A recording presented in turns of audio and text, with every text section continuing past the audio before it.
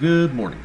Today is February 10th, 2026. It is 11:08 a.m. Eastern Standard Time, and I am Yahweh Elohim, Yahuwah, the incarnate God of the Bible. And if you do not understand my name, you can go back into other videos to learn about it. Because today's video is going to be more about current events, static teachings, stuff like that. So, starting off our daily briefing today, the dinner menu is going to be a stir fry. It's either a garlic chicken or a cheesy chicken. I don't remember which one I got. But it has broccoli, carrots, corn, like a spiral pasta, and I'll do it with a side of Texas toast. It's easy to make, and I cannot take credit for this one being fresh. This is frozen. I think the brand might be Bird's Eye or Viola, but anyway, still a little bit better than junk food. And stir fries in general are really easy to make, and they're really good. So today's music goes to Drift of Dreams, and the song is 1992, A Day in the Mall. So carrying on the 90s theme from the Olympics that me and the wife have been watching. I'm not a big Olympic fan, and really, neither is she, but she really likes the ice figure skating, and I actually tend to agree that the Winter Olympics, at least personally, I think they're more interesting than the Summer Olympics. But, to each their own.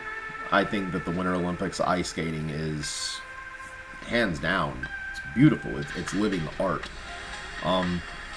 And with that being said, well done, Team USA figure skating, Aaliyah and Chalk and Bates.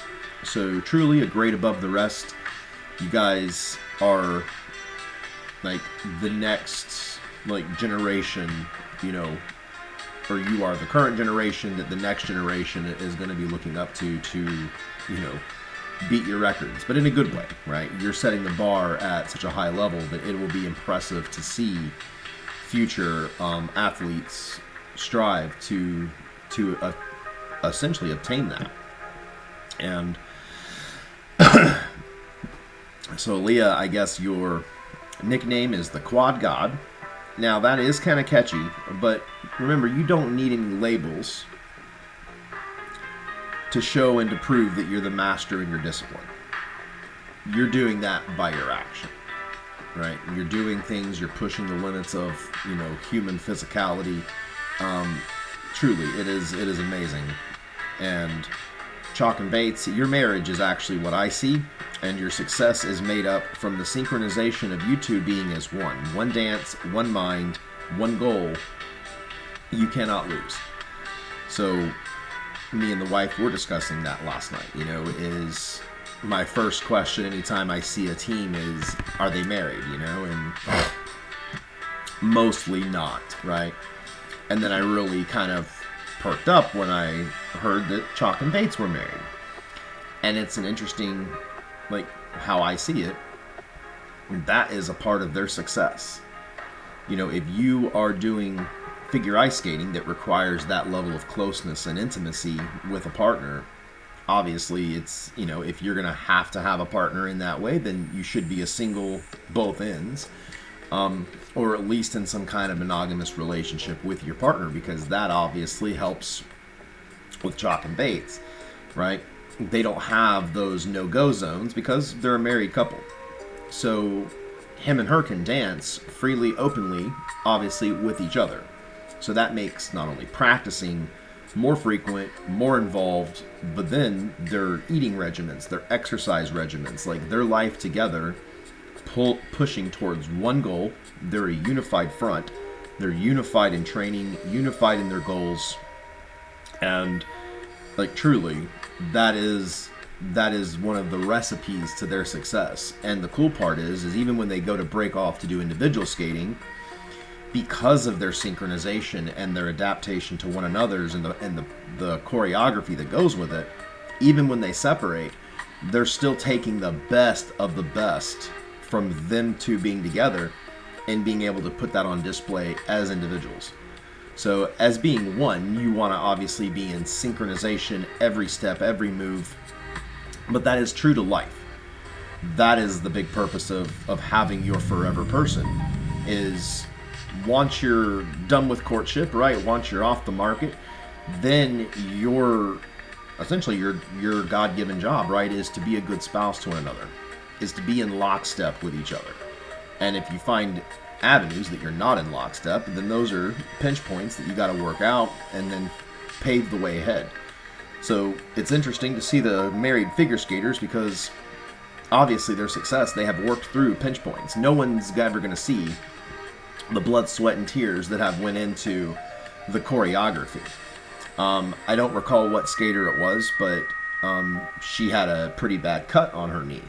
And no doubt, that's from one of the ice skates when they were doing the Twizzlers, right? These skates are really sharp, and man, you get too close, right? You're going to just you could shear flesh really easy with one of those ice skates. So obviously you want to pay careful attention. But the same principles should be walked upon in life as well, right? When a husband and a wife are walking side by side, step by step, and they're trying to achieve a goal, right? Your chances of succeeding at that goal go up 100%, because you have 100% more mental power, emotional power, physical power, right? Everything is doubled when you have your forever partner. Sadly, these principles have been shied away from because most people, and this is the modern era, they've never sought after a forever partner with value, with skills, with synchronicity, with the intent of being with that person indefinitely, right? And then we see that most relationships, right, they're floozy. They're weak. They're broken up by the smallest draft of air, right? Because there's actually no glue, there's no substance holding them. And so, either way, I just wanted to say bravo, Team America. Thank you for bringing us some gold.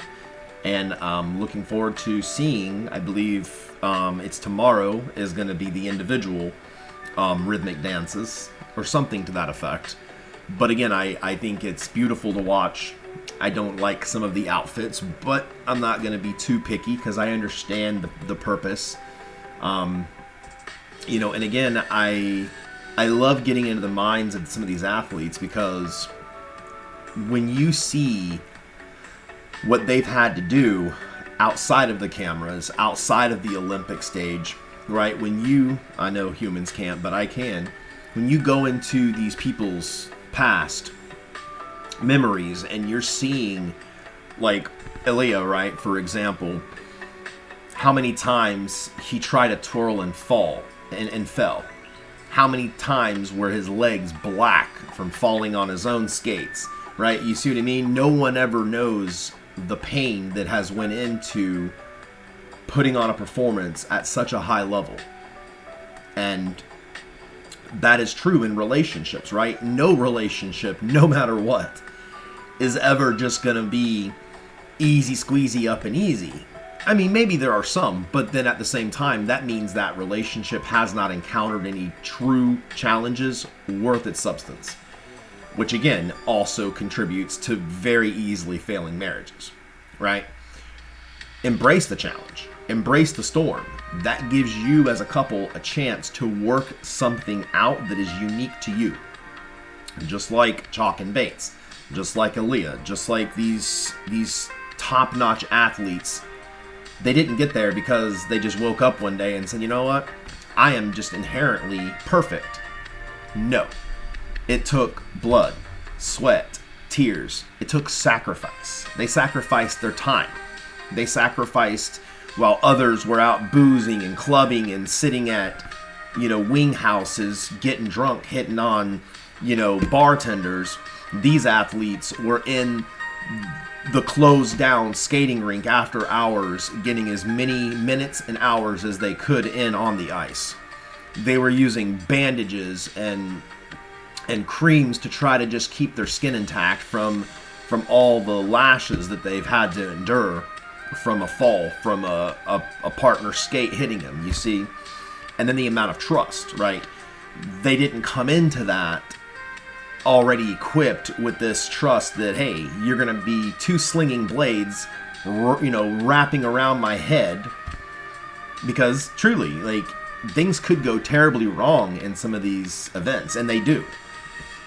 We were hearing on the report, right, the Olympic thing, they said that someone died in like the off season from the downhill slope. These guys are going 90 miles an hour. Most people in vehicles that have like protective safety mechanisms would die at 90 miles an hour, whereas these athletes are doing it with a helmet, goggles on two legs. So it is crazy dangerous, and it's crazy dedicated for them to actually do these things. So my point is, if you can understand that marriages take work, any relationships with children take a lot of work. And unfortunately, this is I have a lot of gripes with humanity. This is the one I'm on today, right? It is the facade. Asherah said it very, very well, actually, to a coworker just this morning, about getting off of social media. Not just detoxing for a little bit to only go back and fill your head with nonsense, but just staying off of it. Staying off of social media, it robs you of your time. It brings out the worst in people. It brings out not the right kind of competitive spirit. Because the right competitive spirit is like when we're seeing Olympic athletes. They are in their lane, and they are constantly perfecting their craft, their discipline. Discipline in this world is also another funky term that doesn't like to be used. But even politicians that have strayed away from their fundamental discipline of their core job, function, and responsibility to the American people, without discipline, it all begins to fall and to crumble. And then if the masses have lost discipline, they are not in accordance with biblical principle, or they're in accordance with truth, then guess what happens? The foundation's faulty. The house will fall. Nothing you do is ever going to fix it when humanity goes around putting band-aids on things. So shoring that up, if you have been fortunate enough to find your forever person, check the box, pat yourselves in the back. Great job, right? Well done. I'm going to take a quick 5. I think the wife is going to start a meeting soon, so I want to regroup with her really quick, and then we will come in to get with today's teaching. And we're back. So, leading off was, I kind of segued a couple different ways, but, relationships can be compared to the Olympians, right? Where they're not following the masses, they're following their dream. They're even more effective when they are not only a team, but they are in perfect synchronicity.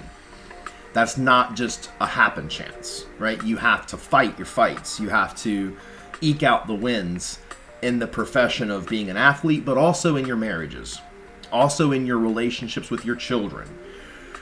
All these things are worth the fight.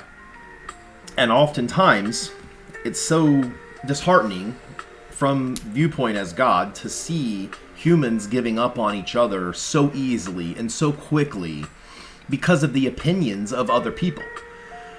If I could just cover the world with one blessing, it would be to stop looking for external approval. Because if you know biblical righteousness, those 10 commandments, you know the promises that God, as God on earth, Yahweh incarnate, that are provided to humankind with assistance when you're walking those paths, you would never look externally for validation. And again, this is a massive problem when it comes to the churches. Churches are looking for mass validation. How? Because it's tied to money, it's tied to attendance, it's tied to how your teaching is received, like all these things. And this is all external validation. Mankind should have validation. A man has validation from his wife. His wife has validation from her man.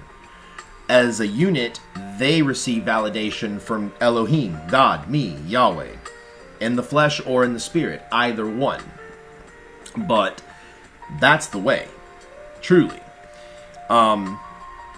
And then, you know, social media is so toxic because any person on social media, my wife does no longer have any social media. She hasn't for a few years or a couple of years. I haven't as well, the same time. Like, we both just cut it out because it really did come to a realization that why, as a couple, do either of us need any kind of external validation? I'm God whether I get validation from humankind or not. That has zero bearing. And again, the world likes to play the cat and mouse toy, right? The hidden, the fugazis, like that's what the world is all about. It's hiding behind falsities, hiding behind fakeness. Well, you know what's not fake is when you have Ilya Millian and Chalk and Bates going back into their mental history and going, I seen that young man skating after the junior 8th grader hockey team. The lights are dimmed. He comes into the skating rink and he's alone. And he is trying the same maneuver, not 100, not thousands, hundreds of thousands of times to execute one move. When at any time, if he was to ask people that he knew through school or through external or even the junior hockey league team, they would not understand him. They'd be like, man, we're going to go to Hooters and check out hot girls and go do whatever, right? Because that's the masses. The masses are asses. I've said that, right? And that's why he's a Gold Star Olympian. That is why Chalk and Bates are a Gold Star Olympic team. Because they're doing what others refuse to do. And when it comes to kingdom principles, truly, it is doing what others refuse to do. It's choosing to take your faith very seriously.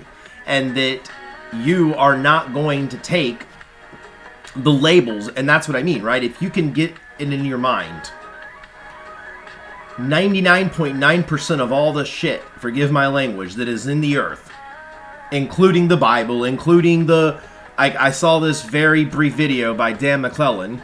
I don't even want to indulge in who he is or what he is yet because I have a bit of a wall right there between him and I at the moment, and that's on his side, not mine. But it was at least a good point that I heard in some crossover that, you know, just because you believe in the God of heaven does not mean that you need to go be a Catholic. You don't need to go jump into Hebrew roots. You don't need to go jump into Christianity. You don't need to jump into Judaism. You need to jump into baptism or Lutheran or Protestant. They're all stains on the carpet. Because anytime, that would be like getting into a relationship with your spouse and then having a preset standard of what that relationship is. That a human is telling you how to have a relationship with me, your Elohim. If you are doing that, you're not a Chalk and Bates. You're not an Ilya Millian. You see what I mean? You are not ever going to step into that true arena of having a true relationship with me, Elohim. But on the smaller scale, you're never going to have a marriage that is going to weather storms indefinitely. Because when you're married, that is the greatest thing. You just now inherited or committed to another partner for life. That should become a non-changeable dynamic in human life. That partner you settled with, you are now going to take the next step and bear children. You are going to bring life into this world. Hopefully it is done the way I am telling you, so I can then provide divine assistance through these children's lives and through couples' lives. But seeing couples that absolutely barely value their relationship, or they don't even bring it out into the light because it's some kind of hidden misnomer, those types of things make me absolutely sick. I absolutely loved it when Chalk and Bates finished and they did a very precious little kiss to one another. That is so beautiful to see a husband and a wife truly living out biblical principles through their purpose and gaining recognition. Those are things to be gained recognition, but if you understand them the right way. Not looking at it superficially like, oh yeah, well they're just really good skaters, like everyone's hating on, like whatever, you see what I mean? Get your head out of social media. Get your head out of social media. Humans are striving so hard today to become one with the masses, right? Oh, I'm so popular, 5,000 people have liked my video. What's wrong with you? Why do you need 5,000 people to give your ego validation? Do you see how that is a fundamental aspect of humanity that to me as God is more than a joke? It's silly. It's like walking into the daycare and then one of these kids are bringing in their show and tell, and they're going around asking every kid in the room, do you like my car? Do you like my car? Do you like my car? And then the one kid goes, not really. Why? Why don't you like my car? And then the kid starts questioning everything about himself because one person said he didn't like his car. Get out of here. This is nonsense. And moving on. But to that point, right?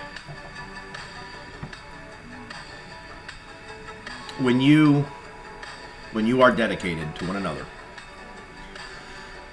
it is a walk that you learn.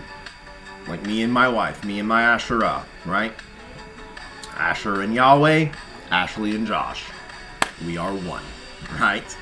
Kind of was what made me laugh about the quad god thing with the nickname Ilya Million has was me and Ashley, me and Asherah.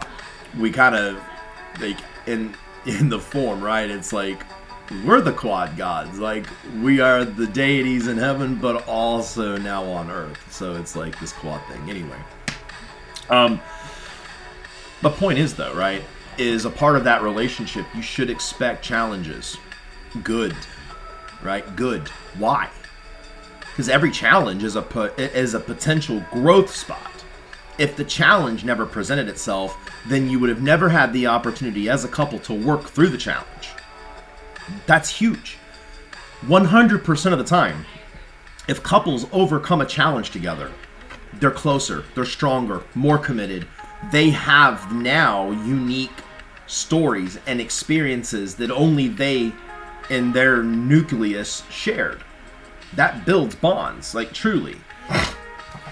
So I'm tired of seeing the divorce rate through the roof. You know, I'm tired of seeing people give up on people. But more than anything, I'm tired of seeing the world chasing after ego. Guys, ego's deadly. If you rely on external validation, like President Trump is a great example of someone who is heavily reliant upon external validation, right? And with the external validation, that is a fuel for him.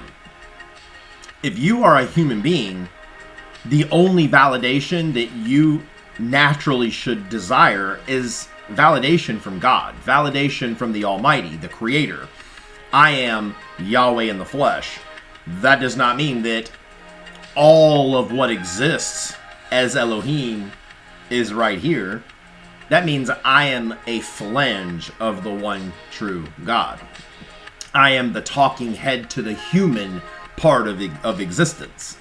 There are parts of me as God that deal with the spider, that deal with the zebra, the giraffe, the cat, the dog, the flea, to everything.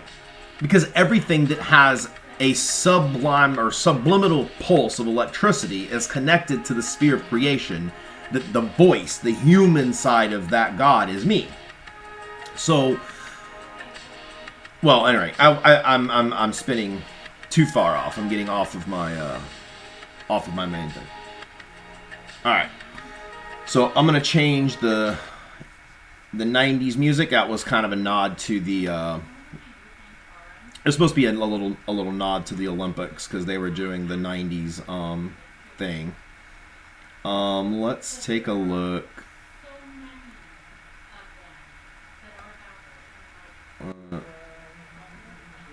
Alright. So we'll just do some general 1920s. That's actually, we'll do the 1930s. This is actually the music I listen to when I'm not doing videos, actually. So most of the time, I'm listening to 1920s, 1930s, or 40s, just around the house. So when I'm making dinner, I usually have one of these 5 to 7 hour 20s, 30s, or 40s mixes on. They're really good. I like that it's, at minimum, it's pretty clean. I don't have to worry about vulgar lyrics. I don't have to worry about, I really don't have to worry about, like, defilement. So that's what I listen to, just in case somebody was wondering. Because to that point, not everything you see on this video, or any of my videos, tells the whole story of who I am, how I operate, So, again, who's the biggest witness for me indefinitely is my wife, right? My wife has obviously been there from the beginning. We've been together for 12 years. June the 13th of this year will be 13 years we've been together. We've raised kids together. We've had ups, we've had downs, we've had fights, we've had reconciliation, but no matter what, we have stood together side by side, shoulder to shoulder, foot to foot, and we have fought through our battles. We have conquered many, many problems, and the points of growth that have now been surpassed, as I was probably talking about before I took the quick break, was, she was just kind of giving a bit of a pep talk to one of her coworkers on a meeting, and the coworker is an equal, like they're both managers in their corporation. She was explaining, the other party was expressing to Asherah that she was having difficulties with kind of some home dynamics, not feeling like there was enough time to raise the children, or feeling guilty about, needing kind of mommy time, So Asherah kind of put it in perspective and was like, look, you have so much more time than you think, right?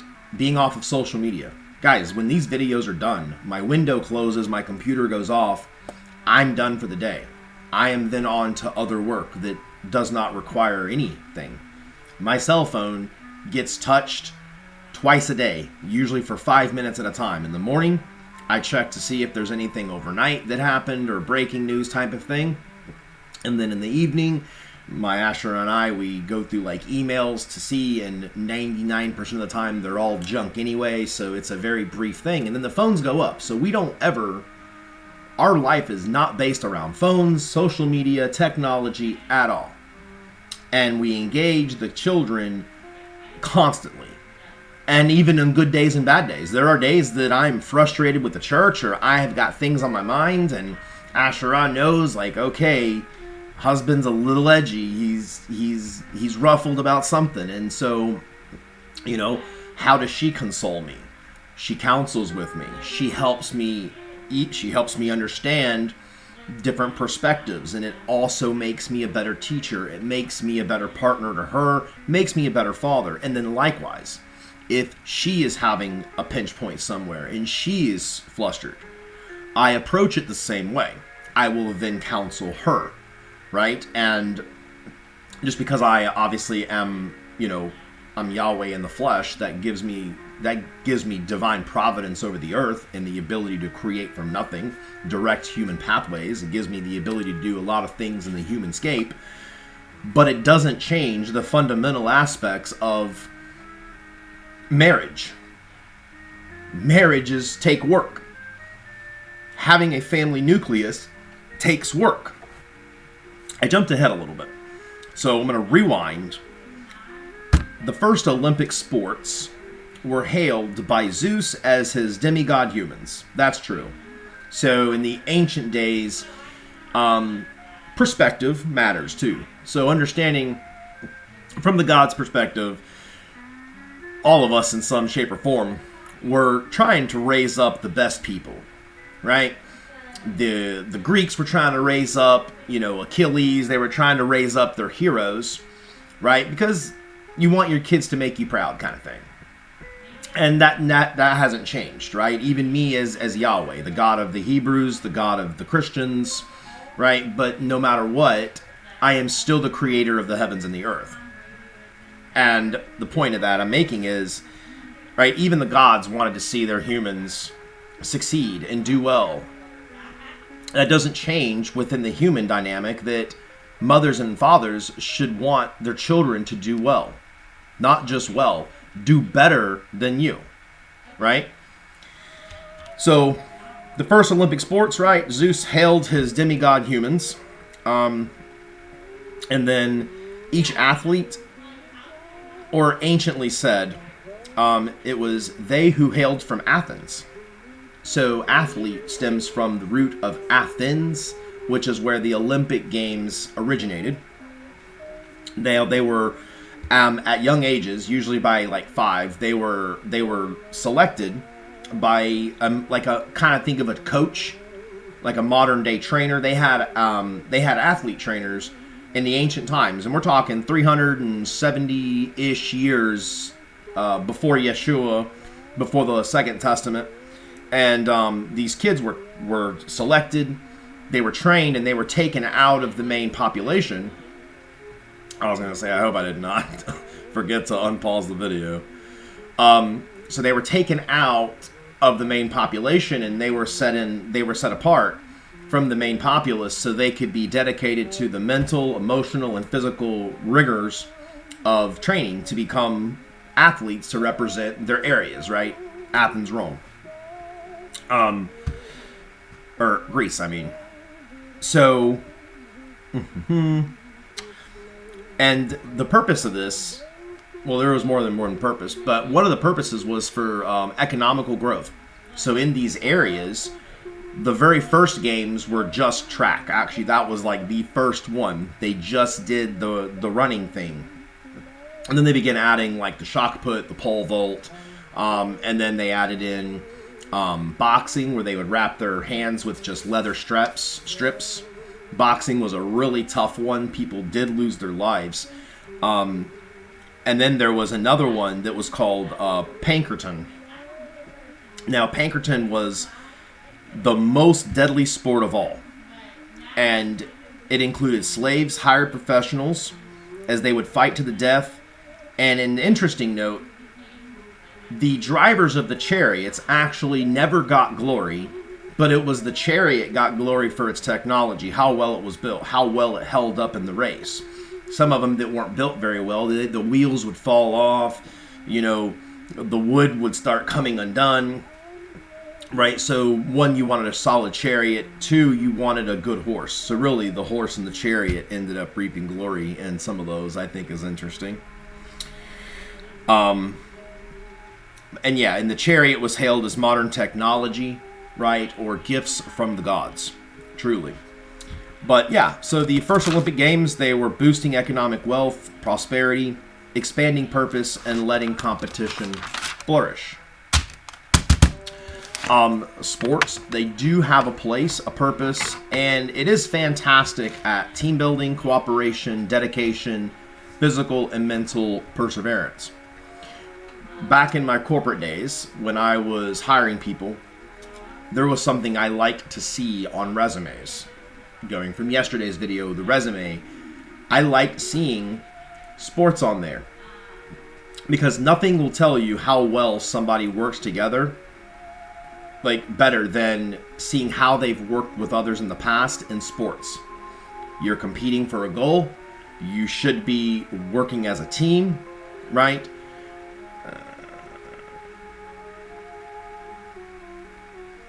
This is Israel news. So the point is, right, if you have a position open in your company that is a team place, right? So if you're talking like sales positions or call centers or whatever, but I mean a lot of those are team based, and so seeing something on a resume that gives you that confirmation that this person has successfully participated in in team sports gives you confidence going forward to say, hey, they're probably going to be good in a corporate team environment, right?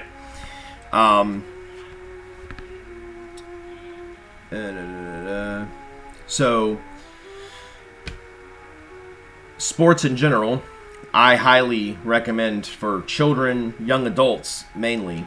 And of course, if you take it to the professional level, good job. But truly, a team building, cooperation with one another. But then it puts that level of dedication and tying it to physical, right? But also mental perseverance. Because obviously it's disheartening. Not everybody can get a gold.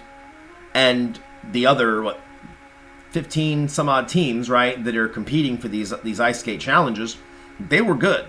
They were more than good. These people in general, they're at the Olympics. They're at the highest point of their career. Naturally, they're good. But the difference between good and the best always comes down to discipline.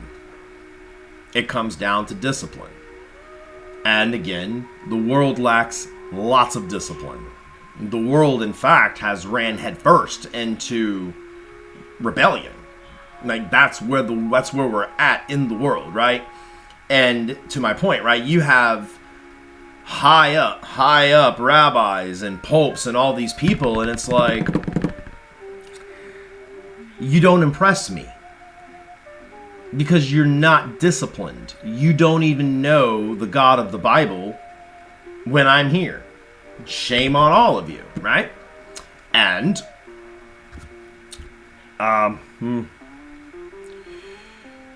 either way, so young kids, teenagers, they should be involved with something, right? Whether it's sports, whether it's clubs, academic achievements, but we don't want idle minds, because an idle mind is a wasted mind.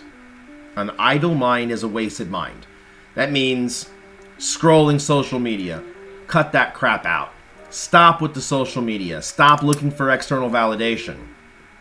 You should be getting validation from your spouse first, or God first, spouse second. Truly. And as long as you're walking in the righteous way, then your kids will take note. And then you want them to be better versions of you. Where you may be lacking, you want them to succeed. And of course, the physical component of sports, because idle bodies are really just corpses waiting for time to expire for them to go into the ground, right? What a waste.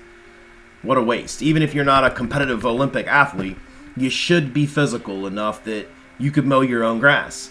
You can take your kids to the park, right? And I'm getting Cam, hopefully, and I'll give you the short skinny on this. So me and Asherah are trying to buy our first home. It's a complex problem that her and I have never been through. Her parents never bought a home. Mine never bought a home. So I've never done this before.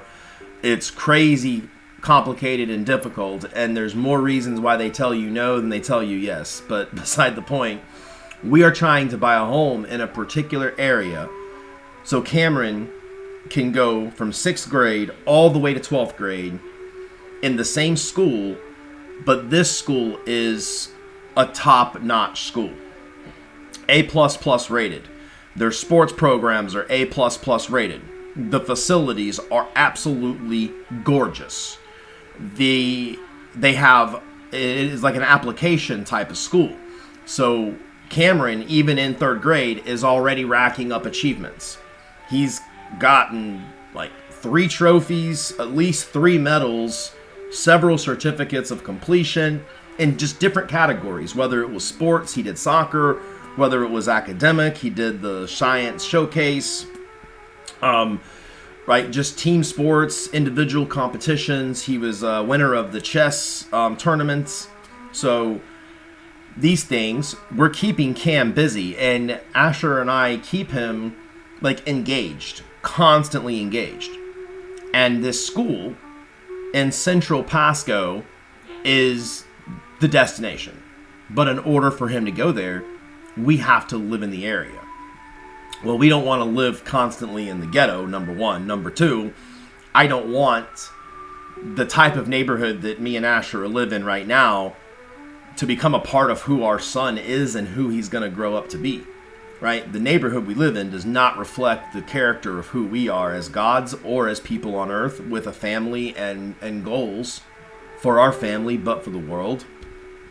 So we are starting the process 2 years before he's going to be going to that school.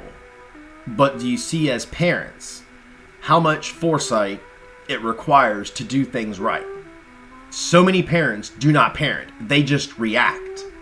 Oh, child's hungry? Here's some food. Oh, child's crying? Here's a pat on the head. Like, most people are actually reactive and not proactive. Thus, we have to change that. When humanity becomes proactive, if we were proactive at securing the border, we wouldn't have ICE. If we were proactive at keeping the households intact in man and woman marriages, we wouldn't have the LGBTQ nightmare that has exploded. If we didn't continuously fall for liberal, democratic, socialistic policies, America's values would not be in jeopardy today. If humans were proactive in keeping their ears close to the gospel and not close to raunchy music, we wouldn't have even what TPUSA had rolled out, which that is not godly, that is not holy, and that does not represent America. And if it represents Christianity,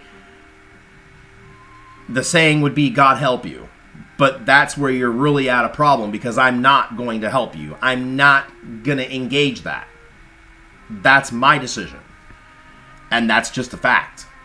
But again, if humans didn't let go of the reins on discipline, pick up the reins of Satan and start saying, we don't give a shit about our real God, we don't give a shit about righteousness, we don't care about commandments, we don't even care about a real name, we just care about what our ego wants.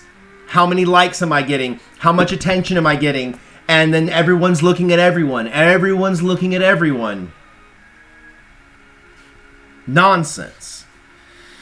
So while Cameron is being taught, trained, and not only academics, he's expected to be the highest of his class. He's scoring high threes. The expectation is for him to be scoring high fives. So even though Cameron is far past, he's the 89th percentile. So roughly out of 100 kids, there are only 6 that did academically better than him. But we want to close the gap, is what I mean, right? So we're being proactive. A part of that is keeping him off that game, right? But also, as a good father in the flesh, but in heaven as well, how do I reconcile truth? Because if my son comes at me and goes, Dad, I've done all my homework, I've cleaned my room, I've been on my P's and Q's, I want to just veg out on my game for 8 hours. Well, Cam, you make a good point. So, instead of trying to argue mute points of just, well, I just want you to stay off the game, he's like, but why? Well, I could go through the whole lecture and things like this, but instead, I want to put something else in that time slot so he understands those things are more important than that video game. They're more important than social media. They're more important than TV.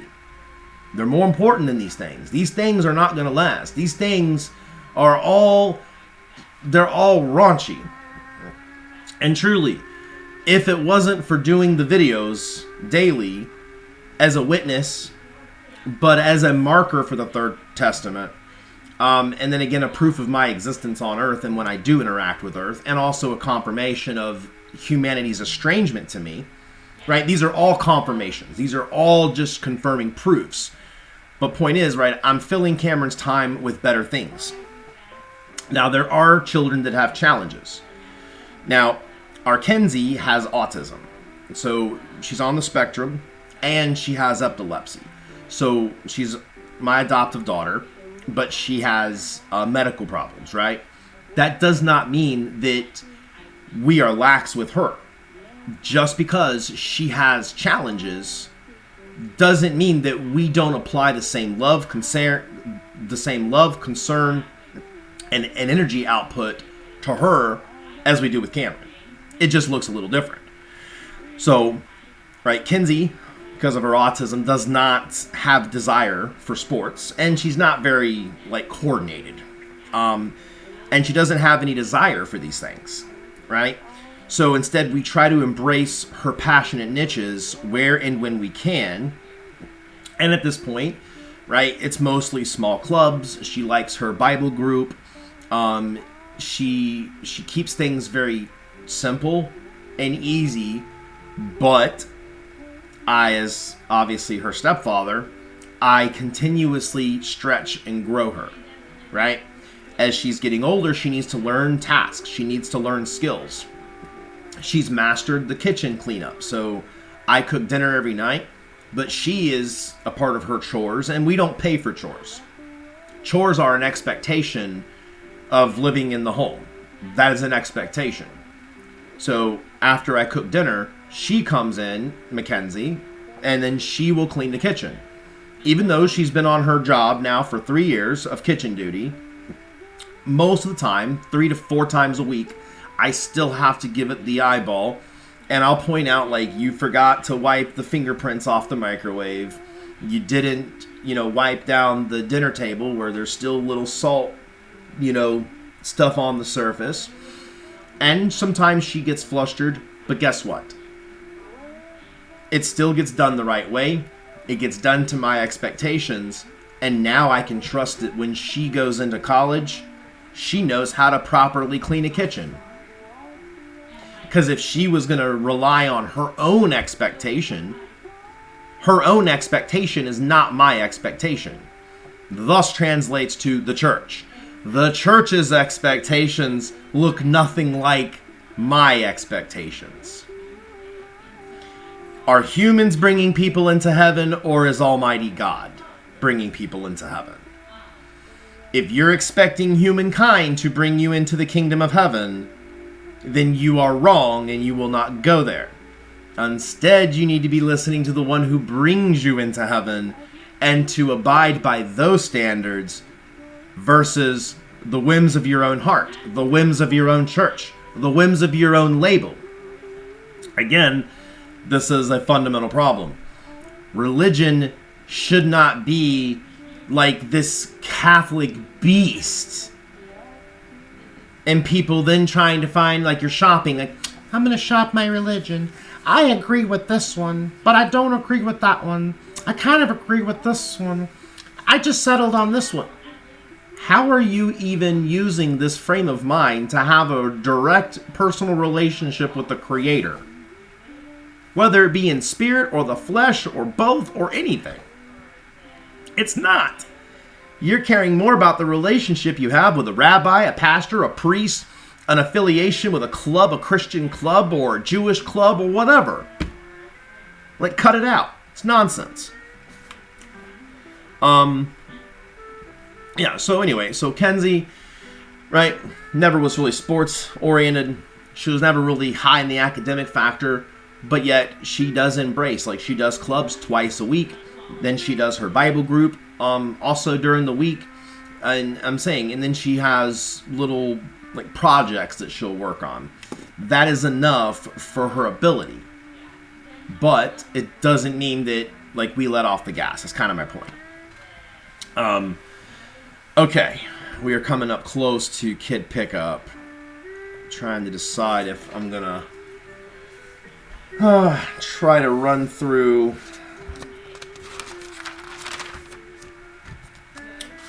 more stuff before or after. And I gotta shave my head. Hair's growing back. All right, let me take a 5 and let me see if I should run through this. Okay, so there was something I wanted to cover today. This is often interchangeable, within churches. Repairing the breach. But most of the time, these very churches that say repairing the breach, they don't even know what part of well, making it simple, what part of the religion that has been breached. Well, it starts in layers, as we've covered many, many times, layers, right? So the breach of truth, right? The false name, the false teachings, the false idealization of humans can do no wrong because they're covered under the blood of Jesus Christ, and that the law's been written away with. It's just humans can do whatever the hell they want to do to my creation and treat me as Elohim how they want, and they can have 20 damn partners, male, female, it don't matter. The next step for the human race is probably going to be welcoming bestiality at some point. That's the breach. And unfortunately, a lot of these sadistic people that have this way of thinking are in pulpits in my churches. That is an abomination, and that causes desolation. I'll say it again. That is an abomination, and it is a desolation. It is not one, but there are many of them that do this. Leading churches astray because of faulty hearts and people with egos. And again, this is another reason, right? Social media is a poison. People need to get off of it. And this music that is so terrible nowadays. I am so thankful I didn't witness the Bad Bunny, and I'm very thankful that my Asherah muted the first half of TPUSA, and then I think I probably listened to maybe 3 minutes of the whole thing. Because again, guys, these types of songs wouldn't exist if people weren't craving it. If people were not tuning in and listening and following and buying merch and all this stuff, guys, that's what I mean. We've gotten here because of money, fame, ego, all the things that are truly against me, Elohim, against the biblical principles that are true and real. So repairing the breach is difficult, as I've said. My half-sister is a Jesus fanatic. All while she's a drug addict, she treats her kids terrible. I cannot even imagine why she still literally has her children. It's disgusting. She's lucky that she didn't lose one of them because of her mistreatment. Not mistreatment, but her neglect. Right? She believes that she can literally continue to just live a life of ghetto-y, thuggery, and like she looks like a heathen, acts like a heathen, brings no goodness to this world. She's a user and abuser, but yet she is in her little churchianity because it makes her feel better. It gives her reassurance that no matter what she does on earth, it's permissible. I'm not even mentioning names because I don't know your name, but there is some YouTuber that I have years ago tried to reach out in spirit. I've even tried to reach out in the flesh, and this person and his little co-host is literally hell-bent on being against me because, praise Jesus, the blood of Jesus just cures all. It's like Mr. Freaking Clean to humans, and that's false. That is wrong. That is devil's doctrine. I'm trying to think. Oh, now you see TV. Followers of the true Christ on earth, the living God who is I, Yahweh, Elohim, Yahuwah, I am giving you a very clear and honest warning. You need to stay away from those charlatans. You need to stay away from people that are chronically trying to flip the script, that discipline and obedience to goodness is somehow the wrong way, that biblical principles were done away with at the cross, that that they can sit around and be schemers against the true kingdom of heaven and think they can get away with it. So sweareth I, saith Yahweh Elohim, my judgment is about to come down upon these churches because they are not churches for the true God. They are not churches for the true Christ. And they are not churches that represent what humanity is. It represents all the Achilles heels that humanity has. And instead of humanity fighting in sync, trying to shed their snakeskins, trying to get out from under sin, getting out from blasphemous music, getting away from churches that are not teaching you how to live right and live good in the eyes of God, me, Yahweh, spirit or in the flesh, whatever you want to capitulate that as, those are the people that need to be booted from the church, and they need to get on their knees in the pews and apologize, make repentance. They need to be public about their disrespect to the kingdom of heaven. Right? Pope Leo, again, we've been down this road. You do as you want. You run your church the way you want, because the Catholic Church is not my church. In fact, no church is my church. The only real church that exists on this planet is right here. That's a fact. That's a fact. That's a fact. And that is why I, as Yahweh on earth, do not need or desire validation from mankind. Not in the slightest. Nor do I need anything from mankind. Me and my Asherah, we're going to forge our future as God and Goddess on earth with our family nucleus. We are going to forge our future. We're going to buy that home. It's financially an impossibility today, but all things are not only possible, but are probable when you remain obedient to goodness and righteousness as a steward of earth. Even as God incarnate, I am a good steward of my earth, a good steward to my creation, and an even better steward to humanity. Being a good steward to humanity means that I, as Elohim, am the chief teacher. I am the one that teaches with not only divine providence and authority, but I teach with clarity. So when humans are confused by my message, or they don't understand me, or they can't see me, or whatever, that unfortunately is the part of the Bible that says that they have been given over to a great delusion. And again, people like my half-sister have been given over to a great delusion. People like her and millions of other Christianities will sit there and argue until they're blue in the face about how and why their Catholic liturgy is somehow going to be acceptable to me, God. It's not. I've told you it's not. Then they just say, well, we're just going to change it to a God that will. No God will, so then they invent their own God. Okay, well then you're going to go down the road where that ends. It's a dead end. It's a dead end. And so are all the other churches that are going to go down, because they're all dead ends.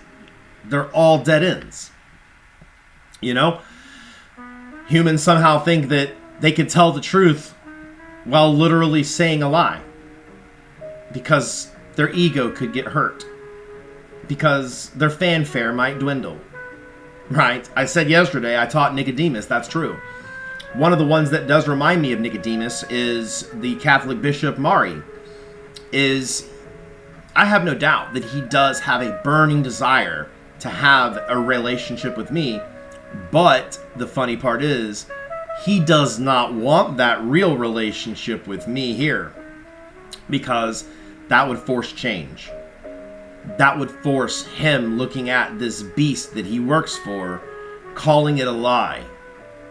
And he'll never do that, because in his mind and his heart, his churchianity, right, his Catholicism is more important than the God that he supposedly worships. That's a problem. And Catholics, religious people, right? Jew, Catholic, Christian, doesn't matter. Protestant, Anglican, I don't care what y'all fancy your names are. Every one of you would rather stand at the pit of hell on the edge, willing to argue with me, nose to nose, willing to argue with me about your religious preferences and your spiritual preferences and your doctrine preferences, and you can excuse yourself somehow. That's what I think church has become. That people, humans, have now felt that they can excuse themselves out of hell. That's where it says you're not saved by works. You're never going to excuse yourself out of hell. You're never going to Jesus yourself out of hell. You can be a good steward to the creation. You can be a man marrying a woman, or a woman marrying a man. You can make beautiful children. You can instruct them into righteousness. You can let them understand me in the way that they understand me, through prayer, intercession, reading the Bible, not falling for mankind's sin and mankind's pitfalls that are everywhere. If I was to make a parable, and I gotta go soon. If I was to make a parable, if the playing field started off with no holes, just one big field, that's a world without sin. That's a world without duality. But a human, you know what? I got this thing here. I got this big firework. I'm gonna boom, blow it up on the field. Creates a hole, don't it? Well, that person may not have fallen in the hole, but guess who did? The one behind him. And that happens over and over and over and over. And before you know it, to navigate life biblically, godly, through the direct teachings of your Christ, who is I, Yahweh, in the flesh, you're going to have to walk around those holes. And when you have successfully navigated the narrow, then you should be able to bring truth to another confidently. Not arrogantly, but confidently. And how I approach, Asher and I were talking about this one too, how I approach people, you know, wherever I'm at. If I sense sin or if I sense debauchery of any kind, I depart. If somebody stops me and goes, hey, why are you leaving? This is not my bag.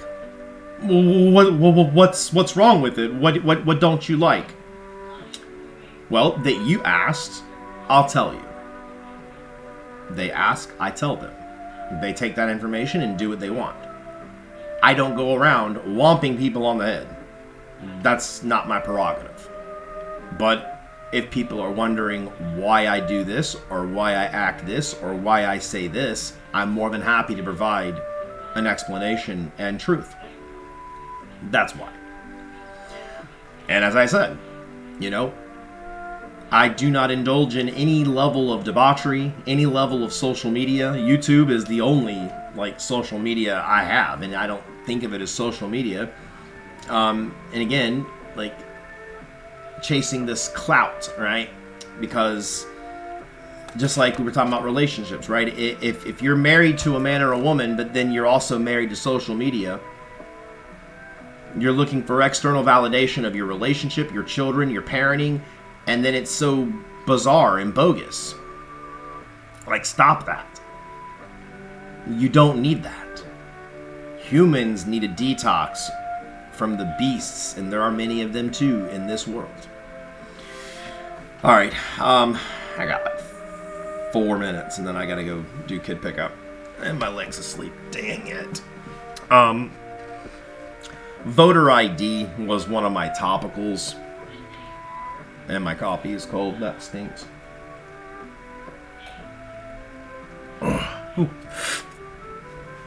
Chilly coffee. It's amazing, right? Warm beverages get cold. Cold beverages get warm. Make it make sense. Voter ID, it really shouldn't even be an argument. It shouldn't even take, literally, a Herculean effort to get this thing done. Because it's common sense, and if it at a minimum, this countering the Democratic argument, if it makes sense, if it makes voting safer, which photo identification and a proof of citizenship should. If it makes voting safer and then citizens more confident in the election, it's 1,000% worth it. You're going to have more people voting because they think their vote's actually going to matter, versus people then taking the credibility out of it. Do you see how the Democratic thinking is so weird?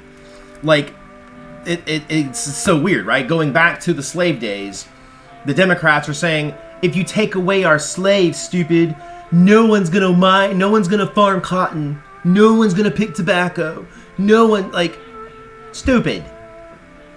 Slave labor is not the answer to your problems, you lazy ass. You are the problem. And the same Democrats are doing the same stuff today, right?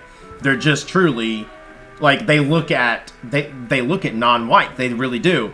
And they've even convinced, ethnic people of their own party to adopt the same mind frame. This goes back to the straw boss, right? When we're talking about that movie with Eddie Murphy and Martin Lawrence, right? They're on the plantation. The movie's called Life, right? You have like the big white boss who's up in the house. They don't see him very often. Then they have kind of like the really mean boss guy. But then they have one that puts them in between the prisoners and between the straw boss. And they actually call the black guy who's pointing the gun at all the other, inmates. They call him like straw boss or something. I'm saying that's a mental ploy by true racists. That's what I mean. And then I'm not going down that road today. I ain't got time. But yeah, so citizenship and validation of ID photo is an absolute must. Because guess what? If any of these people are ever going to buy a home, they have to do 1,000 times more than that. If they're going to buy a car, they have to do more than that. Like anything to function in normal society, you have to do more than the bare minimum. Giving people a pass to do less than the bare minimum and then saying, well, it's because you're ethnic, it's because you're black, you just can't get an ID, I'm sorry. Like, what did you just say to me? You just said because I'm black, I'm unable to get a photo freaking ID? What in the hell? If I was an African American and someone said that to me, I would deck them. I have a Haitian neighbor. This entire area is just ghetto fabulous now.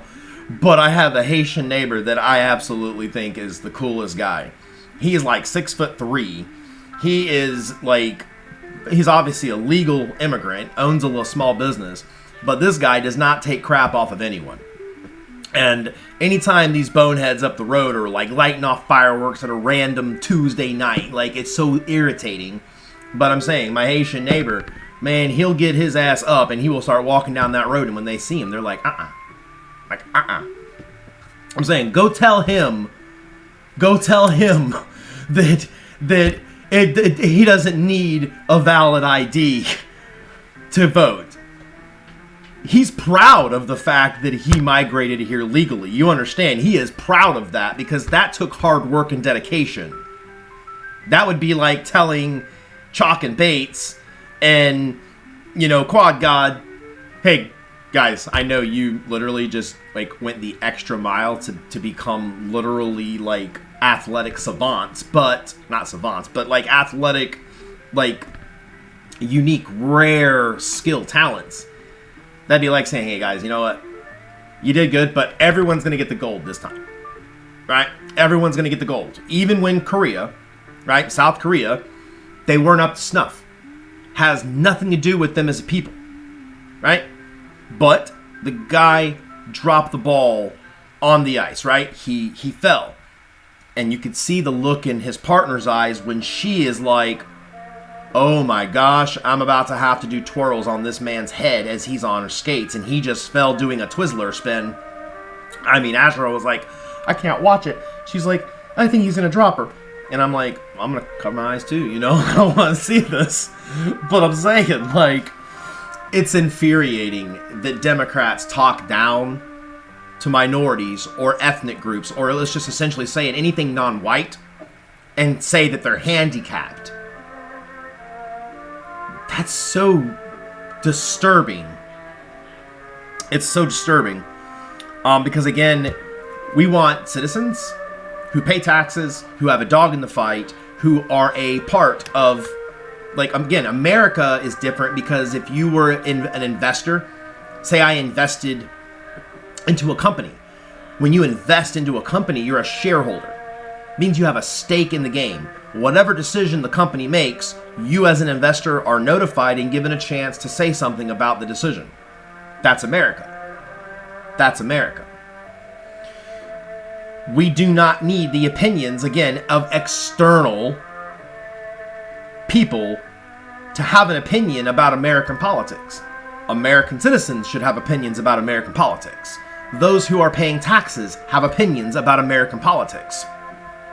What's important to me and my Asherah, who are trying to buy a home, trying to get our son, we have to buy the home to make sure that we're in the area for the school that we want him to go to. These are two huge challenges. Massive challenges. And we're not using any God power. That's another thing. People just go, well, if you're really God, you would just do it. No, because that's called unrighteousness.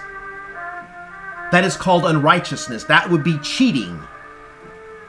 How am I ever going to be a good example for the world as Christ by taking shortcuts and saying, well, you're just humans. I can do this because I'm special. No, guys, that's not how this works. I'm supposed to show you how to live. I'm supposed to show you how you develop a true, meaningful relationship with your Creator. That's a fact. I do that by example. Sometimes I am fiery because there are genuine people who need a fiery rebuke. And I hope it does hurt their feelings enough where they want to open up the Bible and then try to combat what I say. Because every time they try, they're going to hit a wall called truth. Because if you bring lies to the kingdom, if you bring lies to me, I'm turning you away at the door. You are dismissed at the gate. If I didn't care, I wouldn't explain it to you. If I didn't care, if I was evil or sadistic, I would say, hey, we're in a great freaking spot. I mean, heaven is basically like no one's getting there. What a great time. I can just keep it all to myself. I can just do no more videos. Me and Asherah can just use the God power, become shit rich. We can propel our son to any athletic career we want to. He could be bigger than Michael Jordan. I could do that, but I would never do that. Cameron still has to put in the sweat equity. I, as God on earth, still have to put in the sweat equity. Asherah on earth still has to put in sweat equity. Because that's the right way. True restraint is having the ability, but not doing it. And the wisdom to know when to use it. And I use it for the benefit of others. Never for myself. So, alright, I'm 5 minutes past pickup, so we're gonna have to, oh, I got a little wet coffee there. So, alright, we're going to pick up when I get back, because I'm not done with my notes, and I still got a few things to cover. So, alright, I will pick up Child 1 and return shortly. And we're back. So, completed the first kid pickup. Now I'm still under the time. It's about 1:54 p.m. It is still Tuesday, February 10th, 2026. Had lunch, the same, turkey wrap. So I left off, we were talking about voter ID. And again, this should not be an argument because it literally is just common sense, right? It is as if the Democratic Party is devoid of common sense. Like, why did we give illegals a driver's license in California, 16,000 of them, and then obviously caused that massive, seriously, like, sad crime? He had no license. He's driving a big rig, makes a U-turn in the middle of the interstate, and then a minivan is just boom, right?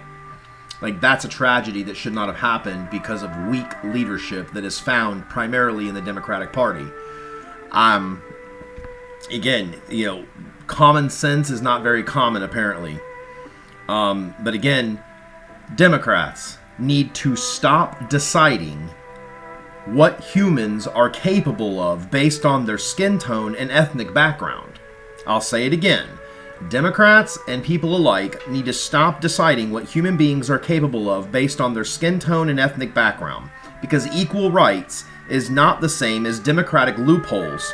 Truly, Jim Crow 2.0 is still working in the minds of liberal lawmakers, and in my professional and holy opinion, just like the Nazi Party was barred from holding political office, if this is what we're seeing out of Democrats and liberals, then they need to be barred too, because it is an absolute shame that we're spending and exhausting so much time, so much resources combating democratic policies. I'm flabbergasted. You know, Nick Shirley, I give you a specific blessing, young man, because you are doing the hard work. You are really doing the work of what used to be like detective work. Back in this country in the 50s and 60s, even the 70s, right? You ever heard of Starsky and Hutch? Well, there used to be detectives that were all around America, and their job was to do what Nick Shirley is doing, exposing corruption. Why is that gone now? All of the righteousness, all of the discipline, all of the laws, the regulations that kept society in an upward mobility, that gave people like John F. Kennedy the platform to launch NASA, because we weren't having to deal with such Looney Tunes. I want to get America back to the point where we can get these bullshit fires put out, because they shouldn't have existed in the first place. We should be talking about technological innovations to get human beings settled, like, indefinitely.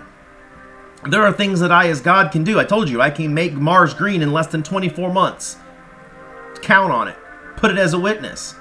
But I'm not going to begin that process while we're still dealing with, really, that are 4,000-year-old, like, demonic problems that civilization after civilization, these problems have arose, and then finally the fire was put back out. Things went somewhat normal. Then progress started making headway, and then again the liberal idealizations crumbled empires. That is the system. Humans are like bees. You live 120 years at your best, right? And you're building off of one another, just like my bees. But it's a difficult sell to explain to my bees today what life is going to be like in 10 bee generations, and it's even more harder to explain to the bees what their existence was 10 colonies ago, right? So the Democrats giving away drug bags in California, this is by taxpayer dollars. And what did he uncover? He uncovered 25 brand new needles. So you're telling me that junkies, through taxpayer money, are getting clean syringes, while the aging senior community who has insulin and requires new syringes, they have to pay for that? Do you not see the injustice? Well, I, as Elohim, am putting forth the spirit of justice into all these things. They're going to be exposed, and those that are behind them are going to be punished. So again, for Mr., Now You See TV and all you other liberal Christian fanatics who really are, like, of the devil, you guys are propagating the self-will, and this is where it gets you. Strung out junkies on the side of the street with almost essentially a beautiful civilization on the verge of collapse, because this liberal idealization, right? If everyone becomes lesbos and faggots, then guess what? There's not going to even be another generation. Who's pushing for that? Democrats. Who's pushing for no voter ID? Who's pushing for drug bags? Who's pushing for crack pipes and these little gift bags in California? Like, this is insanity. This is insanity. Truly, I do not want to lay the hand of death or let Azrael just take my list and start going ham, because then I think it's going to open up too many vacuums and it's going to be destabilizing. And this is not my baby to birth. This is humanity's baby to birth. This is your problem. You guys have gotten knocked up by Satan and all his little demons and all their little ways, and you're going to have to get out from under it step by step. Teaching by teaching. Understanding by understanding. And again, fundamentals. Truth is truth is truth. Are drugs bad? Yes. Why are we supporting drug habits with taxpayer dollars or even donated dollars? Why are we investing in the decline of society? Because there are there are few very ultra-rich Democrat liberals. George Soros made billions of dollars on the collapse of Britain. If that doesn't tell you all that you need to know, these people have a lot in the game. They're legacy politicians. Chuck Schumer, literally, not 1 ounce of bullshit, is is he's not dumb, people. They know what they're doing. And they know how to pull at the heartstrings of people. And that's fact, you know. I'm so irritated at Mackenzie's school because this same liberal policies are taking hold there. She shows up to class today, and guess what? She was the only student out of a 20 to 30 student class. One showed up. So the teacher just said, okay, well, we're not going to do class today. This is high school, mind you.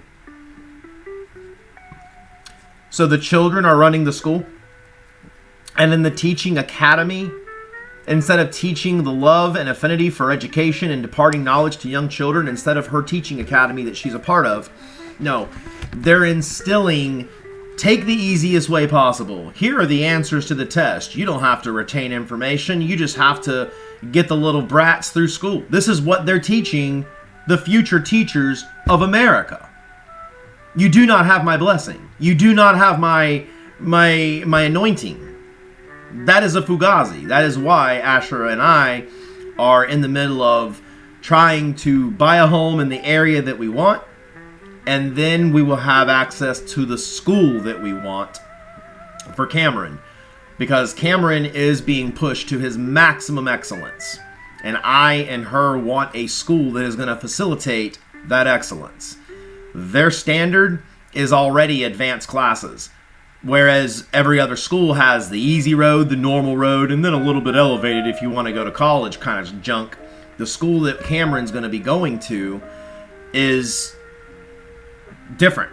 Their baseline courses are advanced. The expectation is to be engaged in multiple sports, multiple clubs, multiple academic, and these are like additions to the core classes. That's where, like, if you want to go to the root of many of these problems, right, it's lack of knowledge. Uneducated people, right? If someone's uneducated, you can pull the wool over their eyes every single time. And vice versa, if someone is uneducated, makes my job as God on earth even harder, because if I'm telling the truth, which I am, about everything I do, say, who I am, what I'm doing, and people can't realize it because it doesn't match the lies that the world has hoodwinked them. Very frustrating. Very frustrating. So,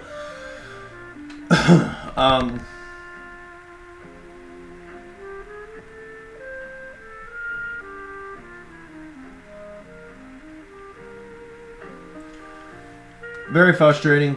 And I would also like to add, for Pima County Police, your Nancy Guthrie situation. Again, I haven't heard a actual plea for my help. My name is Yahweh Elohim, the God of the Bible. If you want divine assistance in finding your mother, you can ask publicly on TV. If I catch it, I'll help. If not, here's a tip. I don't think the person is a male.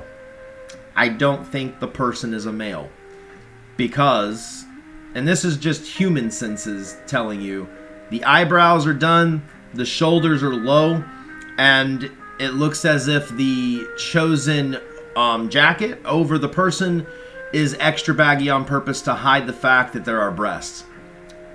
So, just letting you know. And it is not typical of an alpha type of male or a male in general to try to use shrubbery to hide the doorbell camera. So, yeah, I would switch your profile from male to female. And I would also encourage you to check places that do eyebrows, because the person has obviously had their eyebrows done very recently. So you could check that out. And the type of equipment they're using also lends way the person may have actually been someone that's involved in skiing, because of the type of ski mask and the gloves. So you're not dealing with someone who's poor, but you're also dealing with someone who's never committed a crime before. So change your profile. And Pima County, all of you police people need some serious training. Like, dead serious. You know, you're welcome to come down here to Florida. Polk County has one of the best sheriffs in the United States. His name is Sheriff Grady Judd. Grady Judd is like one of my, dare I even say, because Abraham was my friend. I don't have any other friends except my wife. But Sheriff Grady Judd would be the closest thing I would ever have to a friend, because that man knows justice, he knows law, and he knows order. And guess what? In Polk County, criminals fear that name. That is also why my daughter is going to college in Polk County. So, we are a little over, and I got the second round pickup coming up. That was not everything, but I guess we'll save the rest for tomorrow. I hope you have a good rest of your day. Yeah, and we'll see you then.